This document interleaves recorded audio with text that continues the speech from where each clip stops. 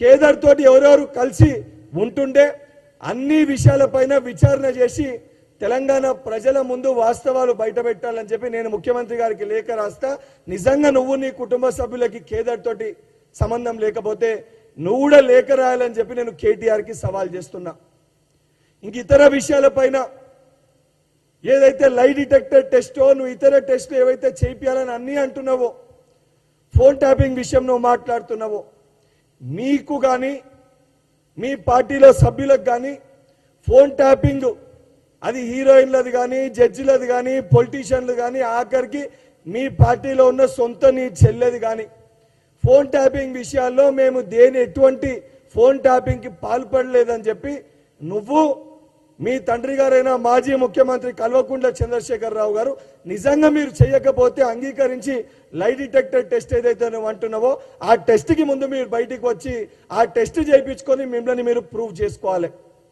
Prove చేసుకోకుండా రోజు ఉద్దేశపూర్వకంగా మీరు చేసిన వ్యవహారమే మేము కూడా చేస్తున్నామని చెప్పి తప్పించుకోనికి పిచ్చి పిచ్చి మాటలు పిచ్చి పిచ్చి కూతలు కూస్తే నీకంటే చాలా గలీజ్గా అడ్డగోలుగా నువ్వు ఒక పిచ్చోని చేతిలో ఈరోజు ఏదైతే మీ పార్టీ ఉందని చెప్పి నేను అడ్డగోలుగా బండబూతులు తిట్టొచ్చు. అది మా పార్టీ సంస్కారం కాదు.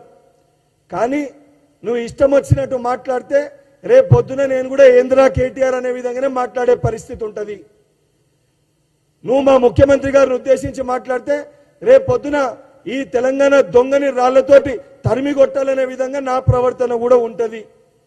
ఈ రోజు అటుకెళ్ళి కల్వకుంట్ల తారక రామారావు ప్రవర్తన ఏ విధంగా ఉంటుందో అదే రకంగా నీకు తగిన సమాధానం ఇచ్చే విధంగా శాసన మండలి సభ్యునైన బల్మురి వెంకట్ ప్రవర్తన కూడా అదే విధంగా ఉంటుంది.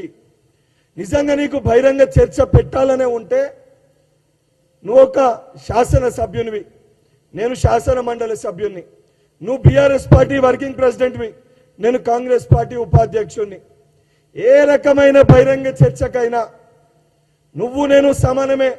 ఇంకా పోల్చుకుంటే శాసన సభ్యుని కంటే శాసన మండలి సభ్యునిగా ఇంకా నేను ఒక కుర్చీ పైనే ఉన్నా. నేను ఏ రకమైన బహిరంగ చర్చ కన్నా నీతోటి సిద్ధంగా ఉన్నా. ఇవన్నీ విషయాలపైన నిజంగా నీకు చిత్తశుద్ధి ఉంటే, నిజంగా నీకు బాధ్యతనే ఉంటే చర్చ పెట్టనీకి మీ నాయనని నువ్వు అసెంబ్లీకి తీసుకురాలేకపోతున్న విషయము ఈరోజు తెలంగాణ సమాజంలో ప్రజలందరూ కూడా గమనిస్తున్నారు.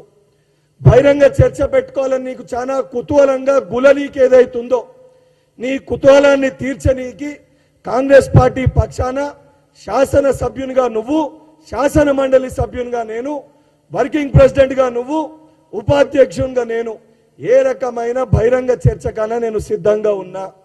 నువ్వు అడిగిన ప్రశ్నలన్నిటికీ కూడా నేను ఏదైతే ఈరోజు నిన్ను ప్రశ్నించే విషయాలన్నీ కూడా నీకు సంబంధం లేకపోతే, నిజంగా నీకు దమ్ము ఉంటే, చీము నెత్తురు అనేది ఉంటే, నేను చెప్పిన విషయాలు అవాస్తవం అయితే ప్రెస్ మీట్ పెట్టి ఈ విషయాలన్నీ అవాస్తవము, మాకు ఎటువంటి సంబంధం కేదార్ తోటి లేదు, నేను యూకే పోయి ఎటువంటి టెస్టు చేయించుకోలేదు, నా బాడీ నేను డిటాక్సిఫికేషన్ కూడా చేసుకోలేదని చెప్పి నువ్వు బహిరంగంగా నువ్వు ప్రెస్ మీట్ పెట్టి నువ్వు చెప్పు.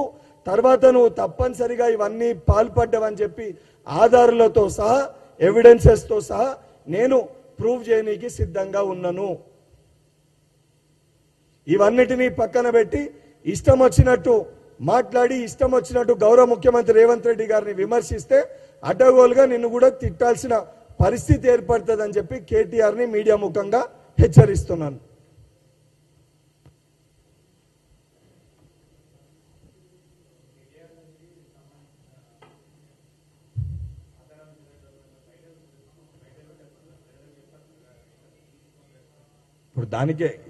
ఇప్పుడు దానికోసమే చెప్తున్నా కదా, కేటీఆర్ డ్రగ్స్ తీసుకునేదనే దానికి 3 నెలల క్రితం ఇన్నిసార్లు ఆరోపించిన నా పైన ఆరోపణలు వచ్చి బల్మురి వెంకట్ డ్రగ్స్ తీసుకుంటాడంటే నేను ఏ శాంపుల్ కన్నా సిద్ధమని చెప్పి ఎప్పుడు అడిగినా వెళ్తా.